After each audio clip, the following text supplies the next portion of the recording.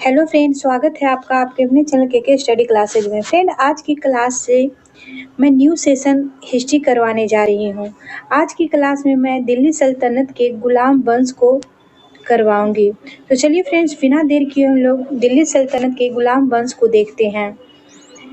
1206 से 1290 ईस्वी तक दिल्ली सल्तनत के सुल्तान गुलाम वंश के सुल्तानों के नाम से विख्यात हुए, जिसका संस्थापक हो जाएगा कुतुबुद्दीन ऐबक। सुल्तान वंश का संस्थापक कुतुबुद्दीन ऐबक हो जाएगा। यद्यपि वे एक वंश के नहीं थे, वे सभी तुर्क थे तथा उनके वंश पृथक पृथक थे। साथ ही वे स्वतंत्र माता पिता के संतान थे। अतः इन सुल्तानों को गुलाम वंश के सुल्तान कहने के स्थान पे प्रारंभिक तुर्क सुल्तान या दिल्ली के ममलुक सुल्तान कहना अधिक उपयुक्त था। ममलुक सुल्तान कहना अधिक उपयुक्त है। भारत में गुलाम वंश का प्रथम शासक कुतुबुद्दीन ऐबक हुआ, जो 1206 से 1210 तक था। वह ऐबक नामक तुर्क जनजाति का था। बचपन में उसे निसापुर के काजी फखरुद्दीन अब्दुल अजीज कूफी ने एक दास के रूप में खरीदा था। बचपन से ही अति सुरीले स्वर में कुरान पढ़ता था। कुतुबुद्दीन ऐबक जो था, यह बचपन से ही सुरीले स्वर में कुरान पढ़ता था, जिस कारण से वह कुरान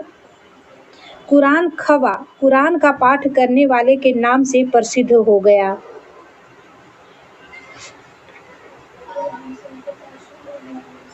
बाद में वह निसापुर से गजनी लाया गया, जहां उसे गौरी ने खरीद लिया। अपनी प्रतिभा, लगन और ईमानदारी के बल पर शीघ्र ही ऐबक ने गौरी का विश्वास प्राप्त कर लिया। गौरी ने उसे अमीर एक आखुर के पद पर पदोन्नत कर दिया। उसने अपना राज्याभिषेक गौरी के मृत्यु के 3 माह पश्चात जून 1206 ईस्वी में करवाया था। ऐबक की राजधानी लाहौर थी। कुतुबुद्दीन ऐबक की राजधानी लाहौर हो जाएगी। ऐबक ने कभी सुल्तान की उपाधि धारण नहीं की। उसने केवल मलिक और सिपहसाल की पदवियों से ही अपने को संतुष्ट रखा था। गौरी के उत्तराधिकारी गियास-उद-दीन महमूद से मुक्ति पत्र प्राप्त करने के बाद 1208 ईस्वी में ऐबक को दासता से मुक्ति मिली। अपनी उदारता के कारण कुतुबुद्दीन ऐबक इतना अधिक दान करता था कि उसे लाखों का दान देने वाला के नाम से पुकारा गया।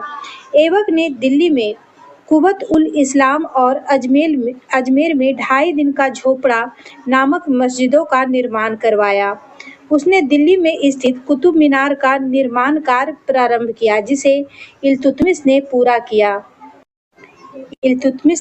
करवाया। फिरोज शाह तुगलक के शासनकाल में इसकी चौथी मंजिल को काफी हानि पहुंची थी, जिस पर फिरोज ने चौथी मंजिल के स्थान पे 2 और मंजिलों का निर्माण करवाया। कुतुबुद्दीन ऐबक की मृत्यु चौगान खेल में घोड़े से गिरने के दौरान हो गई। चौगान को पोलो के भांति एक खेल माना जाता है। चौगान को आधुनिक में पोलो कहते हैं। घोड़े से गिरने के बाद कुतुबुद्दीन ऐबक की मृत्यु 1210 ईस्वी में हो गई। उसे लाहौर में दफनाया गया। कुतुबुद्दीन ऐबक को लाहौर में दफनाया गया। कुतुबुद्दीन की राजधानी भी लाहौर हो जाएगी। दिल्ली सल्तनत का पहला सुल्तान इल्तुतमिश था। इसने सुल्तान के पद की स्वीकृति खलीफा से प्राप्त की थी। इल्तुतमिश जो था, यह दिल्ली सल्तनत का पहला सुल्तान बना और इसने सुल्तान की स्वीकृति जो है खलीफा से प्राप्त की। खलीफा ने इल्तुतमिश के शासन की पुष्टि उस सारे क्षेत्र में कर दी जो उसने विजित किया और उसे सुल्तान ए आजम की उपाधि प्रदान की। गुलाम का गुलाम इल्तुतमिश को कहा जाता था। इल्तुतमिश इलवरी जनजाति का तुर्क था। इल्तुतमिश जो था, यह इलवरी जनजाति का तुर्क था। सुल्तान बनने से पहले वह बदायूं का सूबेदार था। 1205 से 1206 ईस्वी में खोखर जाति के विरोध को दबाने के लिए किए गए अभियान में वह गौरी और ऐबक के साथ था। युद्ध में उसने साहस और कौशल का परिचय दिया, जिससे प्रभावित होकर गौरी ने ऐबक को दास्ता से मुक्त करने का आदेश दिया। मंगोल नेता चंगेज खां भारत के उत्तर पश्चिम सीमा पर इल्तुतमिश के शासनकाल में आया था। चंगेज खां के प्रकोप से रक्षार्थ ख्वारिज़म शाह का पुत्र जलाल उद्दीन मंगवर्नी सिंधु घाटी पहुंचा। संभवतः चंगेज खान ने इल्तुतमिश के पास अपने दूत भेजे थे कि वह मंगवर्नी की सहायता न करे, अतः इल्तुतमिश ने उसकी कोई सहायता न की और जब मंगवर्नी 1224 ईस्वी में भारत से चला गया तो इस समस्या का समाधान हो गया। इल्तुतमिश ने बिहार शरीफ एवं बाढ़ पर अधिकार कर राजमहल की पहाड़ियों में तैलियागढ़ी के समीप हिसामुद्दीन ऐवाज को पराजित किया। ऐवाज ने इल्तुतमिश की अधीनता स्वीकार कर ली। इल्तुतमिश ने ऐवाज के स्थान पे मलिक जानी को बिहार का सूबेदार नियुक्त किया। मलिक जानी को इल्तुतमिश ने बिहार का सूबेदार नियुक्त किया। इल्तुतमिश ने ही भारत में सल्तनत काल में सर्वप्रथम शुद्ध अरबी सिक्के चलाए थे। सल्तनत युग के दो महत्वपूर्ण सिक्के, चांदी का टंका 175 ग्रेन और तांबे का जीतल, उसी ने आरंभ किया तथा सिक्के पर टकसाल का नाम लिखवाने की परंपरा शुरू की। 1229 में इल्तुतमिश को बगदाद के खलीफा से खिलत का प्रमाण प्राप्त हुआ, जिससे इल्तुतमिश वैध सुल्तान और दिल्ली सल्तनत स्वतंत्र राज्य बन गया। इब्न बतूता के वर्णन से ज्ञात होता है कि इल्तुतमिश ने अपने महल के सामने संगमरमर की 2 शेरों की मूर्तियां स्थापित कराई थी, जिनके गले में 2 घंटियां लटकी हुई थी, जिनको बजाकर कोई भी व्यक्ति सुल्तान से न्याय की मांग कर सकता था। इल्तुतमिश ने सभी शहरों में काजी और अमीरदाद नामक अधिकारी नियुक्त किए थे। Doctor R.P. त्रिपाठी के अनुसार भारत में मुस्लिम संप्रभुता का इतिहास इल्तुतमिश से आरंभ होता है। सर बुलजेल हेग के अनुसार इल्तुतमिश गुलाम शासकों में सबसे महान था। डॉक्टर ईश्वरी प्रसाद के अनुसार इल्तुतमिश निसंदेह गुलाम वंश का वास्तविक संस्थापक था। मध्यकालीन भारत की प्रथम महिला शासिका रजिया सुल्तान 1236 से 1240 तक थी। व्यक्तिगत दृष्टि से उसने भारत में पहली बार स्त्री के संबंध में इस्लाम की परंपराओं का उल्लंघन किया था और राजनीतिक दृष्टि से उसने राज्य की शक्ति को सरदारों अथवा सूबेदारों में विभाजित करने के स्थान पर सुल्तानों के हाथों में केंद्रित करने पर बल दिया तथा इस प्रकार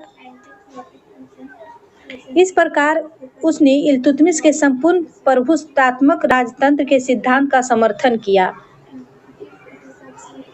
जो उस समय की परिस्थितियों में तुर्की राज्य के हित में था। रजिया बेगम को सत्ताच्युत करने में तुर्कों का हाथ था। उन्होंने भटिंडा के गवर्नर मलिक अल्तुनिया के नेतृत्व में रजिया के विरुद्ध विद्रोह कर उसे सत्ता से हटाया था। सुल्तान बलबन का पूरा नाम गयास उद्दीन बलबन था। बलबन ने 1266 से 1286 ईस्वी तक सुल्तान के रूप में सल्तनत की बागडोर संभाली। उसे उलुग खां के नाम से जाना जाता था। बलबन को उलुग खां के नाम से जाना जाता था। उसका वास्तविक नाम बहाउद्दीन था। बलबन का वास्तविक नाम बहाउद्दीन हो जाएगा और उसे उलुग खां के नाम से जाना जाता था। इल्तुतमिश की भाषी वह भी इलवरी तुर्क था। बलबन भी इलवरी तुर्क था। बलबन बचपन से ही मंगोलों द्वारा पकड़ लिया गया था, जिन्होंने उसे गजनी में बसरा के निवासी ख्वाजा जमालुद्दीन के हाथों बेच दिया। अनंतर 1232 ईस्वी में उसे दिल्ली लाया गया, जहां इल्तुतमिश ने 1233 ईस्वी में ग्वालियर विजय के पश्चात उसे खरीदा। उसकी योग्यता से प्रभावित होकर इल्तुतमिश ने उसे खसदार का पद दिया। रजिया के काल में वह अमीर-ए-शिकार के पद पर पहुंच गया। रजिया के विरुद्ध षड्यंत्र में उसने तुर्की सरदारों का साथ दिया। आगे देखेंगे, तुर्की सरदारों का साथ दिया। फलस्वरूप बहराम शाह के सुल्तान बनने के बाद उसे अमीर-ए-आखुर का पद मिला।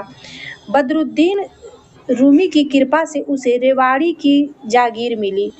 मसूद शाह को सुल्तान बनाने में उसने तुर्की अमीरों का साथ दिया, जिसके फलस्वरूप उसे झांसी की सूबेदारी दी गई।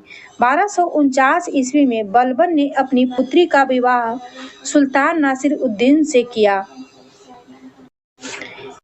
इस अवसर पर उसे उलुग खां की उपाधि और नयाब-ए-ममलिकात का पद दिया गया। 1266 ईस्वी में बलबन दिल्ली की राजगद्दी पर आसीन हुआ था। बलबन के विषय में कहा गया है कि उसने रक्त और लौह की नीति अपनाई थी। रक्त और लौह की नीति किसने अपनाई थी? तो बलबन ने अपनाई थी। बलबन के राजस्व सिद्धांत की दो प्रमुख विशेषताएं थी। प्रथम था, सुल्तान का पद ईश्वर के द्वारा प्रदत्त होता था, और द्वितीय था कि सुल्तान का निरंकुश होना आवश्यक है। बलबन ने फारस के लोक प्रचलित वीरों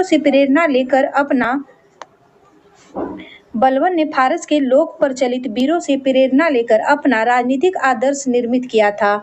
उनका अनुकरण करते हुए उसने राजत्व की प्रतिष्ठा को उच्च सम्मान दिलाने का प्रयत्न किया। राजा को धरती का ईश्वर का प्रतिनिधित्व नियामत-ए-खुदाई माना गया। उसके अनुसार मान मर्यादा में वह केवल पैगंबर के बाद है। राजा जिल्ले-अल्लाह या जिल्ले-इलाही अर्थात ईश्वर का प्रतिबिंब है। वह दिल्ली का प्रथम सुल्तान था जिसने राजतत्व संबंधित सिद्धांतों की स्थापना की। उसने अपने पुत्र बुगरा खां से कहा था, सुल्तान का पद निरंकुशता का सजीव प्रतीक है।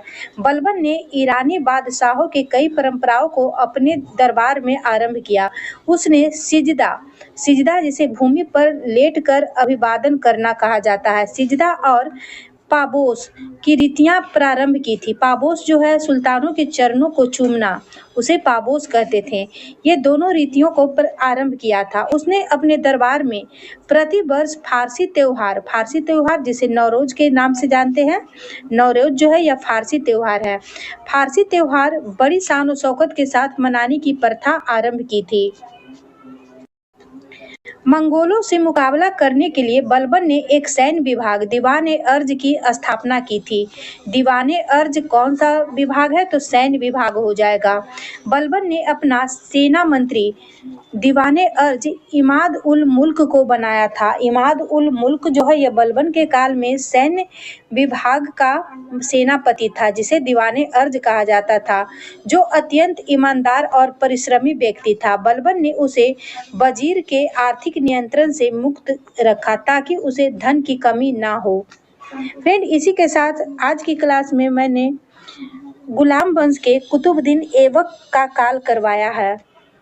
वीडियो अच्छा लगे तो लाइक शेयर सब्सक्राइब कीजिएगा। Thank you.